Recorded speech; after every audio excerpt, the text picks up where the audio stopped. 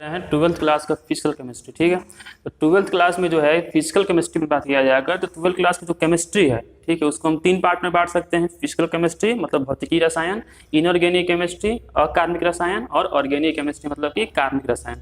अभी हम लोग शुरू करेंगे फिजिकल केमिस्ट्री। तो फिजिकल केमिस्ट्री में टोटल जो है 12th क्लास में 5 चैप्टर्स हैं। कौन कौन से चैप्टर्स हैं देखो, तो पहला चैप्टर जो है हमारे पास वो है विलयन। विलयन अंग्रेजी में बोलते हैं सॉल्यूशन। उसके बाद जो चैप्टर है वो है रासायनिक बल गतिकी। सेकेंड चैप्टर जो है वो है रासायनिक बल गतिकी, जिसको कहा जाता है अंग्रेजी में chemical kinetics. Chemical kinetics. Third chapter जो आता है वो आता है हमारे पास पृष्ठ रसायन। पृष्ठ रसायन, जिसको अंग्रेजी में कहा जाता है सरफेस केमिस्ट्री। अंग्रेजी में कहा जाता है जिसको सरफेस केमिस्ट्री। Surface chemistry. देखो तो पहला चैप्टर कौन हुआ, विलयन। उसके बाद कौन पढ़ेंगे हम लोग, केमिकल काइनेटिक्स। उसके बाद पढ़ेंगे पृष्ठ रसायन। उसके बाद आएगा वैद्युत रसायन। वैद्युत रसायन, या जिसको कहते हैं इलेक्ट्रोकेमिस्ट्री। इलेक्ट्रोकेमिस्ट्री। और आज जो लास्ट चैप्टर पढ़ेंगे हम लोग वो पढ़ेंगे ठोस अवस्था। ठोस अवस्था मतलब कि अंग्रेजी में बोलते हैं इसको सॉलिड स्टेट। देखो तो ये 5 चैप्टर्स हैं जो कि 12th क्लास में भौतिकी रसायन जो हमारा ब्रांच है, जो फिजिकल केमिस्ट्री हमारा चैप्टर है, ठीक है, ब्रांच जो है केमिस्ट्री का, उसके अंदर ये 5 चैप्टर्स पढ़ने हैं। अब इसमें से हम जो ये लिखे हैं पूरा प्रायोरिटी वाइज लिखे हैं कि किस ऑर्डर में क्वेश्चन आता है। तो सबसे ज़्यादा क्वेश्चन जो है बोर्ड में और आता है विलयन से। लगभग 10 से 12 नंबर का क्वेश्चन विलयन से हर साल बोर्ड में पूछता है। रासायनिक बल के लगभग 8 से 10 नंबर का क्वेश्चन आता है हर साल बोर्ड में। पृष्ठ रसायन से लगभग 5 से 10 नंबर का क्वेश्चन आता है। वैद्युत रसायन से भी 5 to 10 मार्क्स का क्वेश्चन रहता है। और सॉलिड स्टेट से लगभग 1 से 5 नंबर का क्वेश्चन हर साल बोर्ड में रहता है। मतलब ये प्रायोरिटी वाइज है। तो हम लोग जो है उसी तरह से पढ़ेंगे। तो सबसे बड़ा टॉपिक ये है, तो पहले इसको पढ़ लेंगे ताकि रिवाइज करने का टाइम हम लोग आगे मिलता रहे। तो चलो पहले शुरू करते हैं विलयन। लेकिन ये शुरू करने से पहले कुछ चीज़ जो 11th केमिस्ट्री में था, 11th क्लास की केमिस्ट्री में था, उसको करना जरूरी है। उसको करने के बाद हम जो है चैप्टर विलयन शुरू करेंगे। तो कौन सा चीज़ है, तो मेन चीज़ आता है मोल के बारे में। बिना मोल के बारे में समझे हम लोग इसको शुरू नहीं कर सकते हैं, और करेंगे भी तो बहुत को दिक्कत आएगा इसमें आगे। इसलिए इसको लिखना है, इसके बाद लिख लो, यही 5 चैप्टर से फिजिकल केमिस्ट्री इसको पढ़ना है। और इसके बाद हम लोग जो है अब शुरू करेंगे विलयन चैप्टर। लेकिन इसको पढ़ने से पहले जो इसमें जो बेसिक चीज़ है मोल के बारे में, उसको पहले पढ़ लेते हैं और उसके बाद विलयन शुरू करेंगे। ठीक है, इसको लिख लीजिए। ठीक है, तो अब हम शुरू करने जाते हैं मोल के बाद। जो मोल पढ़ा हुआ है बहुत बढ़िया, और जो नहीं पढ़ा हुआ है वो ध्यान से इसको देखिएगा, समझ में आ जाएगा अच्छी तरह से एकदम। चलिए, तो हम लोग अब शुरू करने जा रहे हैं मोल के बारे में। देखो सबसे पहले मोल का मतलब क्या होता है समझो। देखो मोल ना ही एक हिंदी शब्द है ना ही एक इंग्लिश शब्द है। मोल जो है एक ग्रीक शब्द है। अब बात है कि मोल का मतलब क्या होता है। देखो मोल का मतलब होता है, अंग्रेजी में इसका मतलब होता है हिप और पाइल। हिंदी में क्या होता है, हिंदी में होता है ढेर। मतलब किसी भी चीज़ का अगर कहीं ढेर रहता है तो उसी को हम लोग अंग्रेजी में हिप या पाइल, अंग्रेजी में पढ़े होंगे सुने होंगे हिप ऑफ गार्बेज मतलब कि कचरे का ढेर, या पाइल ऑफ क्वाइंस मतलब कि सिक्कों का ढेर। ये ढेर को ही अंग्रेजी में क्या कहा जाता है, हिप या पाइल। और ग्रीक में इसी को क्या कहा जाता है, मोल। मतलब मोल कोई हिंदी शब्द नहीं है, कोई इंग्लिश शब्द नहीं है, मोल एक ग्रीक शब्द है। इसका हिंदी मतलब ढेर होता है। देखिए मोल से हम लोग को उतनी चीज़ें पढ़नी है जितना 12th में जरूरी है। बाकी इसके विस्तार में हम नहीं जाएंगे, आप 11th क्लास में पढ़े होंगे। नहीं पढ़े तो कोई बात नहीं, ये अभी देख लो, इसके बाद मोल में कोई दिक्कत नहीं होगा। जितना 12th में पढ़ना है उतना हम बता देंगे पूरी तरह से। देखो तो मोल में जो है, इसमें हम लोग देखें तो मोल का मतलब क्या होता है, ढेर। अब मान लो कहीं अगर कहीं बोलेगी कि कचरा का ढेर है, या बोले सिक्का का ढेर है, तो क्या कोई कचरा गिना है, नहीं गिना है। लेकिन कहीं बोलेगा कि मोल है तो यहाँ पर गिना हुआ है। और कौन गिना है, एवोगैड्रो। एक वैज्ञानिक थे जिनका नाम था एवोगैड्रो। क्या नाम था, नहीं क्या, एवोगैड्रो। एवोगैड्रो ने गिन कर बताया कि जहाँ पर भी 6.022 गुना 10 की पावर 23 6.022 इंटू 10⁻23 कण रहेंगे, इतने कण, इतने पार्टिकल्स जहाँ पर रहेंगे उसी को एक मोल कहा जाएगा। उसी को एक मोल कहा जाएगा। जहाँ पर कितने कण रहेंगे, 6.022 गुना 10⁻23 कण रहेंगे, उसी को क्या कहेंगे, एक मोल कहेंगे। अब देखो ये कण कण हमारे पास जो है कोई परमाणु हो सकता है, परमाणु मतलब कि सोडियम का परमाणु हो सकता है, या फिर जो है पोटेशियम परमाणु, जितने भी तत्व हैं उसके परमाणु हो सकते हैं, या फिर हमारे पास ये कोई अणु हो सकते हैं, मोलिक्यूल, जैसे कि H2O हो गया, HCl हो गया, ये सब हो सकता है। या फिर हमारे पास ये आयन हो सकता है, आयन मतलब कि मतलब मान लो कि H+ आयन है, ठीक है, या फिर कार्बोनेट आयन है, या फिर सल्फेट आयन है, इस तरह से हो सकता है। तो जहाँ भी सोडियम का मान लो इतना परमाणु है उसी को क्या कहेंगे, 1 मोल सोडियम। जहाँ भी H2O का इतना अणु है उसको क्या कहेंगे, 1 मोल। जहाँ भी कार्बोनेट आयन, कोई भी आयन का इतना कण है उसको क्या कहेंगे, 1 मोल। मतलब मोल का सिंपल मतलब क्या होता है कि ढेर, और कहाँ पर ढेर में कितना कण होना चाहिए, इतना 6.022 कण होना चाहिए। और इसी को जो है कहा जाता है एवोगैड्रो संख्या, जो कि इसके बारे में किसने बताया था, एवोगैड्रो ने बताया था। इसलिए इसको क्या कहा जाता है, इसको कहा जाता है एवोगैड्रो संख्या। एवोगैड्रो संख्या सिंबल इसका होता है N0, या अलग अलग बुक में अलग अलग सिंबल रहता है, नॉर्मली हम लोग N0 लिख के चलेंगे, ठीक है। तो ये मतलब हुआ एवोगैड्रो संख्या का। एवोगैड्रो संख्या क्या है, तो उतना कण जो कि 1 मोल बनाता है उसी को एवोगैड्रो संख्या कहा जाता है। अब हम लोग मुख्य रूप से जो है मोल निकालने का जो फॉर्मूला होता है वहाँ पर जाएंगे, क्योंकि वही मेन चीज़ है, और उसी का एप्लीकेशन हमको आगे चैप्टर से मिलेगा। तो अभी हमसे बताएं आप ये कि मोल का मतलब क्या होता है, मतलब होता है ढेर। मोल में ढेर में कितने कण होते हैं, इतने कण होते हैं। अब ये कण क्या क्या हो सकता है, परमाणु हो सकता है, या अणु हो सकता है, या आयन हो सकता है। तो चलिए अब इसमें हम लोग आगे देखते हैं कि मोल निकालने का कौन कौन सा फॉर्मूला होता है, साथ में इसके लिखते चलो। जहाँ पर भी कुछ लिखने वाली चीज़ मिल रहा है बेहतर होगा वीडियो को पॉज करके और उसको लिख लो, तब अच्छा रहेगा, पढ़ाई आगे आगे अच्छा से चलते रहेगा। देखो तो मोल निकालने का मेन फॉर्मूला देखते हैं। सबसे पहली बात यह है कि आपको कम से कम 1 से 20 तक परमाणु संख्या याद रहना चाहिए। हम मान के चल रहे हैं कि आपको 1 से 20 तक परमाणु संख्या याद है। जिसको नहीं भी याद है वो जाकर अभी याद कर लो, इसके बिना 12th नहीं हो सकता है। 12th में कम से कम 1 से 20 तक जो है परमाणु संख्या याद रहना ही चाहिए। इतना तो खैर 9th 10th में याद कर लिया जाता है। अगर नहीं याद है तो अभी याद कर लो। 1 होता है हाइड्रोजन का, 20 होता है कैल्शियम का। तो यहाँ से लेकर यहाँ तक परमाणु संख्या याद रहना चाहिए, ठीक है। कहीं भी मिल जाएगा, किताब में इसे लिखा हुआ रहता है, या भी कहीं भी लिखा हुआ मिल जाएगा, उसको एक बार याद कर लेना। चलो मांगे चल रहे हैं कि 20 परमाणु संख्या याद है। अब आगे बात करते हैं। देखो तो मोल जो है उसका पहला फॉर्मूला होता है, मोल बराबर होता है, मोल का सिंबल होता है N, ठीक है, N मतलब मोल। मोल बराबर होता है दिया गया द्रव्यमान बटा मोलर द्रव्यमान, दिया गया द्रव्यमान बटा मोलर द्रव्यमान।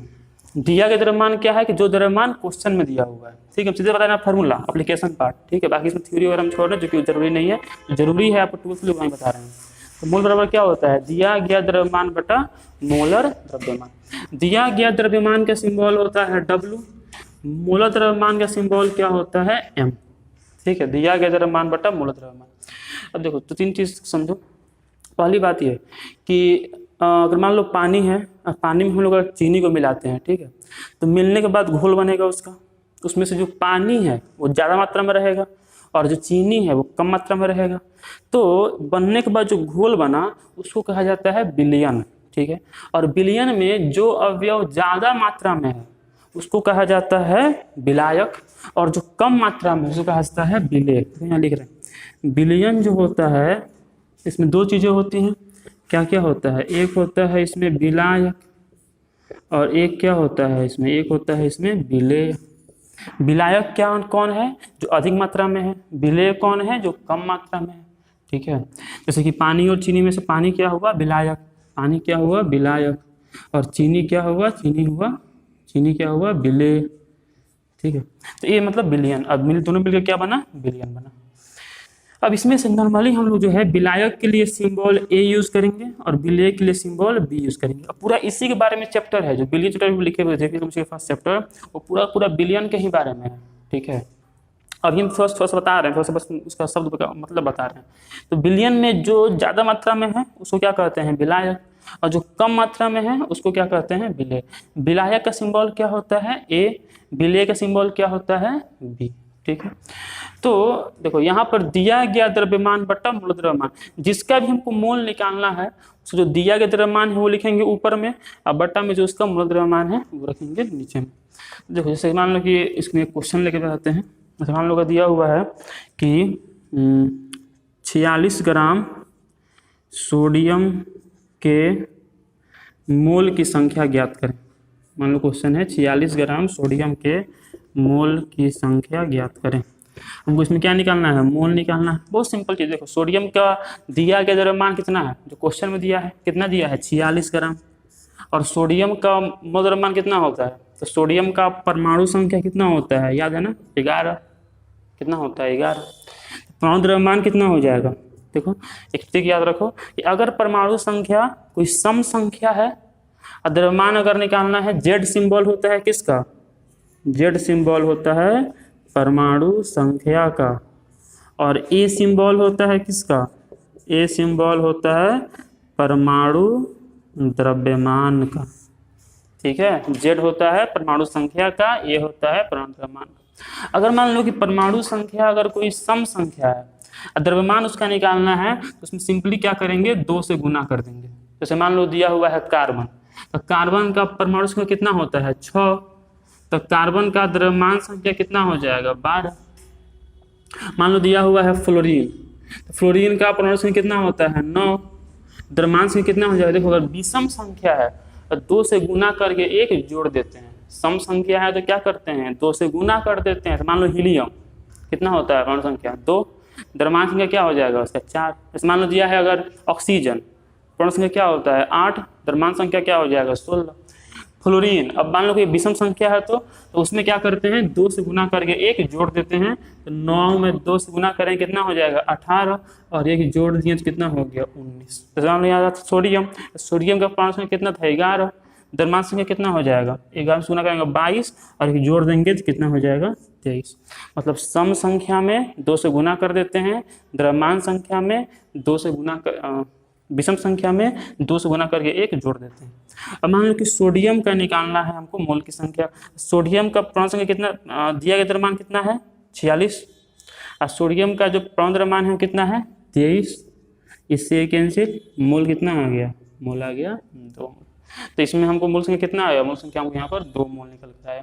मान लो अगर दिया हुआ है कि 100 ग्राम CaCO3 के मोल की संख्या ज्ञात करें, मोल की संख्या, तो मोल संख्या क्या होगा, देखो CaCO3 कितना ग्राम 100 ग्राम, ऊपर में कितना हो गया 100, और CaCO3 का जो द्रव्यमान है वो कितना हो जाएगा, देखो कैल्शियम का परमाणु संख्या कितना होता है, निकालो इधर, कैल्शियम का कितना होता है 20, द्रव्यमान कितना हो जाएगा 40, कार्बन कितना होता है 6, द्रव्यमान कितना हो जाएगा 12, ऑक्सीजन में कितना होता है 16, 3 है तो 16 होता है, 3 है तो क्या हो जाएगा 16 से मल्टीप्लाई करेंगे कितना हो जाएगा 48, ऐड करेंगे तो ये हो जाएगा 100। तो यहाँ पर कितना हो गया 100 कैंसिल, कितना आ गया 1 मोल। कितना सिंपल है, देखो दिया गया द्रव्यमान बटा मूल द्रव्यमान, ये निकालने के लिए आपको परमाणु संख्या याद रहना चाहिए। जैसे मान लो कुछ निकाल के देखा, मान लो देखिए निकालना है अगर HCl का द्रव्यमान निकालना है, द्रव्यमान तो NaCl है तो हाइड्रोजन में कितना होता है 1, और Cl का होता है 35.5, तो ये कितना हो जाएगा 36.5। देखो हम क्या बतलाए हैं कि अगर परमाणु संख्या कोई सम संख्या है तो 2 से गुना कर देते हैं, विषम संख्या है 2 से गुना करके 1 जोड़ देते हैं। लेकिन जैसे मान लो कि कुछ है जो इस अपवाद है जो इसमें नहीं बैठता है बेशक, जैसे कि हाइड्रोजन परमाणु संख्या भी 1, द्रव्यमान संख्या भी 1, जैसे कि नाइट्रोजन परमाणु संख्या 7, जो हम ट्रिक बताए हैं उसके हिसाब से द्रव्यमान संख्या क्या होना चाहिए, इसका 15 होना चाहिए, क्योंकि 7 तो एक विषम संख्या है, लेकिन यही अपवाद में आ जाता है, तो यहाँ पर ये 14 ही रहता है। ठीक है, ऐसे मान लो अगर है क्लोरीन परमाणु संख्या 17, द्रव्यमान संख्या कितना होना चाहिए था 35, विषम संख्या है ना, तो उसमें क्या करें 2 से गुना करके 1 जोड़ेंगे, लेकिन ये होता है 35.5। जैसे मान लो कि अगर दिया हुआ है आर्गन परमाणु संख्या कितना होता है 18, द्रव्यमान संख्या कितना होना चाहिए था 36, लेकिन नहीं होता है 40 होता है। तो ये कुछ अपवाद है जो कि याद रखना है। इसके अलावा बाकी जितना भी है वो लगभग इस पर सेट हो जाएगा। अगर सम संख्या है 2 से गुना कर देना है, विषम संख्या है 2 से गुना करके 1 जोड़ देना। देखो अभी अभी क्या क्या बताएं कि मोल का मतलब क्या होता है। मोल का मतलब होता है समूह, मतलब कि ढेर। ठीक है, मोल, एक मोल बराबर कितना, एक मोल बराबर 6.022 कण, चाहे वो कण परमाणु का हो या अणु का हो या आयन का हो। ठीक है, मोल का फॉर्मूला क्या होता है, दिया गया द्रव्यमान बटा मोल द्रव्यमान, पहला फॉर्मूला है ये। ठीक है, दिया गया द्रव्यमान क्या है, जो द्रव्यमान क्वेश्चन में दिया हुआ है। मोल द्रव्यमान क्या है, जो हमको फॉर्मूला से निकलेगा। परमाणु है तो परमाणु द्रव्यमान, अणु है तो आणविक द्रव्यमान, उसका मोल द्रव्यमान कहलाएगा। तो ये हमारा फर्स्ट फॉर्मूला हो गया। अब इसके बाद हम लोग बात करेंगे जो सेकेंड फॉर्मूला है उसका। इसको नोट कर लो, इसको लिखना है, उसको वीडियो को पॉज करके नोट कर लेना। ठीक है, देखो अब हम लोग जो है बात करेंगे सेकेंड फॉर्मूला के बारे में। फर्स्ट फॉर्मूला क्या था, याद रखो, W/m, n बराबर W/m, रट लो इसमें एकदम, आगे इसके बिना नहीं हो पाएगा, पूरा बिलियन उड़ जाएगा नहीं पढ़ोगे तो n बराबर क्या होता है, W/m। चलो सेकेंड फॉर्मूला देखते हैं। n बराबर W/m, W क्या है, दिया गया द्रव्यमान, और m क्या है, m है मोलर द्रव्यमान, n है मोलर द्रव्यमान और W है दिया गया द्रव्यमान। देखो सेकेंड फॉर्मूला हमारे पास जो है वो होता है मोल बराबर कणों की संख्या, कणों की संख्या बटा एवोगैड्रो संख्या, कणों की संख्या बटा एवोगैड्रो संख्या। एवोगैड्रो संख्या कितना होता है, याद है, ये बतलाए थे, 6.022 इंटू 10⁻23। कणों की संख्या का सिंबल क्या होता है, n, और एवोगैड्रो संख्या का क्या होता है, n0। तो ये मोल का सेकेंड फॉर्मूला हुआ, कणों की संख्या बता एवोगैड्रो संख्या। चलो इस पर क्वेश्चन देखते हैं क्या समझ में आएगा। मान लो कि अगर दिया हुआ है हमारे पास कि 12.044 गुना 10 के पावर 23 सोडियम के परमाणु का मोल ज्ञात करें। ठीक है, अब इस बार द्रव्यमान तो दिया नहीं है, इस बार क्या दिया हुआ है, इस बार हमको परमाणु का संख्या दिया हुआ है। और चलो इसमें अब सेकंड फॉर्मूला लगेगा, फर्स्ट फॉर्मूला लग सकता है नहीं, जो द्रव्यमान दिया नहीं है, द्रव्यमान दिया रहेगा तो फर्स्ट फार्मूला, संख्या दिया रहेगा तो सेकंड फार्मूला। सेकंड फार्मूला क्या होता है, मोल बराबर n/n0। सिंपल सा चीज है, मोल निकालना है। n क्या है, कणों की संख्या जो दिया हुआ है, तो दिया हुआ कितना है 12.044 गुना 10 के पावर 23 बटा एवोगैड्रो संख्या कितना होता है, याद है 6.022 10 पावर 23। इससे ये कैंसिल हो गया तो कितना आ गया 2 मोल। ठीक है, एकदम सिंपल में क्वेश्चन करवा रहे हैं, अभी एक दो अच्छा से क्वेश्चन देंगे लास्ट में, एकदम सिंपल चीज देखो, नहीं आता ध्यान से समझो इसको। तो मोल बराबर क्या होता है, कणों की संख्या बटा एवोगैड्रो संख्या। कणों की संख्या कितना दिया हुआ है, सोडियम का इतना दिया हुआ है। ठीक है, ऊपर में इसको रख दिए, नीचे में क्या रखेंगे, एवोगैड्रो संख्या। कटने के बाद कितना मोल आ गया, 2 मोल आ गया। चलो इसको नोट कर लो। सेकंड फॉर्मूला, इसमें सेकंड क्वेश्चन देखते हैं। फॉर्मूला यही तो है। ठीक है, अब इसी को दोनों फॉर्मूला को मिल सकता है अभी, हालांकि एक और फॉर्मूला होता है लेकिन जरूरी नहीं है। जो पढ़ा होगा क्लास में बहुत बढ़िया, नहीं पढ़ा जो फॉर्मूला पढ़ लो, 12th क्लास में कोई दिक्कत नहीं होगा। ठीक है, देखो एक और फॉर्मूला एक और क्वेश्चन देखते हैं। मान लो बस दिया हुआ है अगर 3.011 इंटू 10⁻23 CaCO3 के मोल की संख्या ज्ञात करें। मोल की संख्या क्या होगी ज्ञात करें। तो यहाँ पर क्या फर्स्ट फॉर्मूला लगेगा, नहीं लगेगा, सेकेंड फॉर्मूला लगेगा। फर्स्ट फॉर्मूला क्यों नहीं लगा है, क्योंकि द्रव्यमान नहीं दिया हुआ है। तो सेकेंड फॉर्मूला में n बराबर क्या होता है, n बराबर n/n0। याद रख लो, बस 2 बात बस याद रखना है। पहला बात n बराबर W/m, दूसरा बात n बराबर n/n0। W क्या है, दिया गया द्रव्यमान, m क्या है मोल द्रव्यमान, यहाँ पर कैपिटल N क्या है, दिया गया कण की संख्या, n0 क्या है एवोगैड्रो संख्या। ठीक है, तो यहाँ पर देखो n कितना दिया हुआ है 3.011 इंटू 10⁻23 और n0 कितना है 6.0022 इंटू 10⁻23 से किसी कितना आया 2 1/2 कितना मोल हुआ, जल्दी बोलो 0.2 0.5 मोल, 0.5 मोल होगा।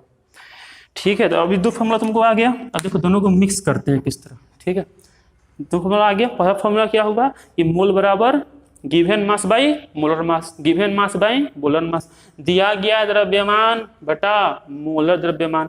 सेकेंड क्या हुआ, मोल बराबर दिया गया कण की संख्या बटा एवोगैड्रो संख्या, दिया गया कण की संख्या by Avogadro number, given number by Avogadro number, n by n not.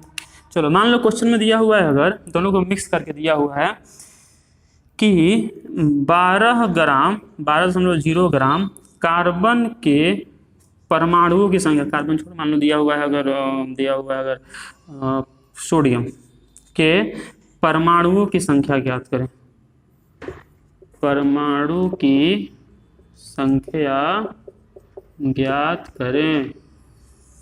कितना ग्राम सोडियम का, 12 ग्राम सोडियम का परमाणु की संख्या। देखो परमाणु की संख्या निकालना है, मतलब कण का संख्या, जहां भी संख्या निकालना हो, मान लो कि ये n निकालना है, लेकिन हमको अगर n निकालना है तो मोल तो दिया नहीं है। अगर मान लो मोल दिया होता है तो गुना करते तो n निकल जाता। इसमें पहले हमको क्या करना पड़ेगा, मोल निकालना पड़ेगा। एक बार मोल निकल जाए तब इसमें रख के हम ये निकाल देंगे। देखो पहले इसमें लगेगा फर्स्ट फार्मूला मोल निकालने के लिए। फर्स्ट फार्मूला क्या होता है, मोल बराबर मोल बराबर W बाई M। W मतलब कि गिवन मास कितना दिया हुआ है 12, और M मतलब कि मोलर मास। तो सोडियम में कितना होता है molar mass, sodium molar mass होता है 23। ठीक है, कितना होता है 23। इसको एक काम करो, इसको 46 कर दो, आसान हो जाएगा। ये भी सही है, ठीक है, आसान हो जाएगा करना। तो इधर कितना कर लोगे, ये तो 23 था, ये कितना हो गया 46, इससे ये कैंसिल, कितना मोल हो गया 2। अरे काटने में आसान हो गया, 12 लिखे बनाओ, काटते रहो, उसको उतना ही होगा। तो 46 से 23 से कितना हो गया, ये आ गया 2 मोल। अब मोल निकल गया, अब इसमें हम क्या करेंगे, सेकेंड फार्मूला लगाएंगे। सेकेंड फार्मूला क्या होता है, मोल बराबर n बाई n नॉट। हमको यहाँ पर क्या निकालना है, n निकालना है। ठीक है, n मतलब कि कणों की संख्या निकालना है। अब देखो ये इधर ये यहाँ जाएगा तो क्या हो जाएगा, गुना में है ना, ये भागा में है, जाएगा तो क्या हो जाएगा, गुना में। तो n बराबर n क्या है, n क्या है, n है सोडियम के परमाणु की संख्या। n क्या है, n है सोडियम के परमाणु की संख्या। तो ये कितना हो जाएगा, मोल गुना n नॉट। मोल कितना है 2, n नॉट कितना होता है, n नॉट मतलब कि एवोगैड्रो संख्या कितना होता है 6.022 10⁻23। कितना हो गया 12.044 10⁻23। देखो इसमें क्या हुआ, दोनों फॉर्मूला यूज हो गया। पहली बार मोल निकालना पड़ा है, तो मोल रख के n निकाला गया है। ठीक है, तो इस तरह से क्वेश्चन इसमें आता है। इसमें चलो एक दो और अच्छा क्वेश्चन देते हैं इसमें। ठीक है, एक अच्छा क्वेश्चन। खैर इतना अगर जाएंगे इससे ज़्यादा अब इसमें ज़रूरत नहीं पड़ेगा। तो अच्छा जो इसको पढ़ चुका था उसके लिए देते हैं क्वेश्चन, जाकर बढ़िया से पढ़ लिया अभी तक, तब देते हैं बढ़िया सा क्वेश्चन बनाओ उसको। इसको नोट कर लो, ठीक है, वीडियो को पॉज करके इसको नोट कर लेना पीछे जाके। ठीक है, देखो अब इसमें हम लोग जो है एक बढ़िया क्वेश्चन देखते हैं। जैसे कि मान लो कि ठीक है, द्रव्यमान संख्या से मोल निकालने आ गया, ठीक है, और कणों की संख्या से मोल निकालने आ गया। लेकिन मान लो कि अगर हमको इसमें इलेक्ट्रॉन पूछ दे या परमाणु पूछ दे, ठीक है, परमाणु तो मान लो ठीक है निकल जाएगा, लेकिन मान लो अणु में से परमाणु पूछ दे, मतलब CaCO3 दे तो निकलेगा, अणु निकलेगा ना, परमाणु पूछ दे। तो एक बहुत बढ़िया क्वेश्चन ऐसे ही आया हुआ था किसी एग्जाम में, आया बढ़िया क्वेश्चन है। ठीक है, बोर्ड में तो नहीं आया है लेकिन आ सकता है बोर्ड में भी। देखो क्वेश्चन आया था एक बार कि 1.6 ग्राम CH4 मतलब क्या होता है, मीथेन। पढ़े थे ना 10th क्लास में मीथेन। तो 1.6 ग्राम मीथेन में इलेक्ट्रॉन की संख्या ज्ञात करें। देखो इसको बढ़िया समझ लो, पूरा मोल क्लियर हो जाएगा। अभी तक के जितना पढ़े सब इसमें यूज हो जाएगा। मोल की संख्या ज्ञात करें। ये क्वेश्चन आया है AIPMT मतलब PMT एग्जाम जो होता है प्री मेडिकल टेस्ट 2006 में। 1.6 ग्राम मेथेन में इलेक्ट्रॉन की संख्या, एकदम अच्छा क्वेश्चन है, ध्यान से देखो, पूरा मूल कंसेप्ट क्लियर हो जाएगा एकदम एक क्वेश्चन में। देखो यहाँ पर क्या दिया है, 1.6 ग्राम मेथेन दिया हुआ है। तो पहले इसमें हमको क्या करना पड़ेगा, मोल निकालना पड़ेगा। इलेक्ट्रॉन पूछ रहा है, ठीक है, तो पहले देखो कोई भी चीज़ से दिया हो पहले मोल निकालो। तो मोल तो निकल जाएगा, कौन मतलब फर्स्ट की सेकेंड, क्या दिया है, द्रव्यमान दिया है ना। द्रव्यमान में कौन फॉर्मूला यूज होता है, फर्स्ट फार्मूला। तो फर्स्ट फार्मूला क्या होता है, मोल बराबर दिया गया द्रव्यमान बटा मोलर द्रव्यमान। दिया गया द्रव्यमान कितना है 1.6। अब मोलर द्रव्यमान मीथेन का कितना होता है, तो 12 होता है कार्बन का, हाइड्रोजन का 1 गुना 4 कितना हो गया 16। इससे ये कैंसिल, इससे ये कैंसिल, 1/10 0.1 मोल निकल गया। अब क्या करो कि CH4 का मोलेक्यूल निकालो, मतलब अणु निकालो। तो कैसे निकलेगा, सेकेंड फार्मूला से। सेकेंड फार्मूला क्या होता है, सेकेंड फार्मूला होता है मोल बराबर N/N0। मोल पता है, N क्या है, CH4 के अणुओं की संख्या। तो CH4 के अणुओं की संख्या क्या हो जाएगा, मोल गुना N0। मोल कितना दिया हुआ है 0.1, N0 कितना दिया हुआ है 6.022 10⁻23। देखो ये गया, नीचे में क्या आ गया 10, ये कटा कितना हो गया 22, 6.022 गुना 10⁻22 अणु की संख्या निकला। मतलब अणु की संख्या कितना है CH4 का इतना। बताओ CH4 के एक अणु में कितना इलेक्ट्रॉन है, CH4 कितना अणु निकला ना, तो एक अणु में कितना इलेक्ट्रॉन है निकाल के इससे गुना कर दो तो कुल इलेक्ट्रॉन की संख्या निकल जाएगी। देखो तो CH4 के एक अणु में कितना इलेक्ट्रॉन, कार्बन में कितना इलेक्ट्रॉन होता है, इलेक्ट्रॉन इक्वल होता है परमाणु संख्या के, ठीक है। तो कार्बन में कितना परमाणु संख्या है 6, और हाइड्रोजन में कितना इलेक्ट्रॉन होता है 1, मतलब परमाणु संख्या 1 होता है। तो अगर आयन नहीं है, मतलब प्लस माइनस अगर नहीं है, इतना परमाणु संख्या उतना ही इलेक्ट्रॉन होता है, उतना ही प्रोटॉन संख्या उतना ही इलेक्ट्रॉन संख्या। तो 1 गुना 4, 6 + 4 कितना हो गया 10। तो यहाँ पर मतलब CH4 के एक अणु में कितने इलेक्ट्रॉन हैं 10 इलेक्ट्रॉन है। तो CH4 के इतने अणु में कितने इलेक्ट्रॉन होंगे, तो कुल इलेक्ट्रॉन की संख्या कितना हो जाएगा 10 गुना इतना अणु कितना है 6.022 10⁻22 मल्टीप्लाई करेंगे 6.022 इंटू 10⁻23। तो इतना इलेक्ट्रॉन टोटल होगा। समझे कैसे कैसे किए, जैसे पहले मोल निकालें, उसके बाद अणु की संख्या निकालें, ठीक है। उसके बाद जो है हम क्या निकाले हैं, इलेक्ट्रॉन निकाले। तो इस तरह से मोल क्वेश्चन ध्यान से देखना है, इसको चेंज से एक बार पीछे कर देख लेना, समझ में आ जाएगा। पहले मोल निकाला गया है, तब इसमें परमाणु संख्या निकाला गया है, मोल द्रव्यमान निकाला गया है, फिर मोल निकाला गया है, फिर उसमें निकाला गया है अणुओं की संख्या, और फिर निकालेंगे एक अणु में 10 इलेक्ट्रॉन, इतने अणु में कितना इलेक्ट्रॉन 10 गुना कर दिए निकल गया है। तो ऐसा ही क्वेश्चन देते हैं, उसको बनाना, ठीक है, होमवर्क के रूप में रहेगा। देखो मान लो कि अगर पूछा जाए बनाना इस क्वेश्चन को, ठीक है। मान लो कि अगर ऐसा ही सेम क्वेश्चन दिया हुआ है अगर कि 50 ग्राम CaCO3 का इलेक्ट्रॉन की संख्या ज्ञात करें, या इलेक्ट्रॉन छोड़ो परमाणु की संख्या ज्ञात करें, परमाणु की संख्या ज्ञात करें।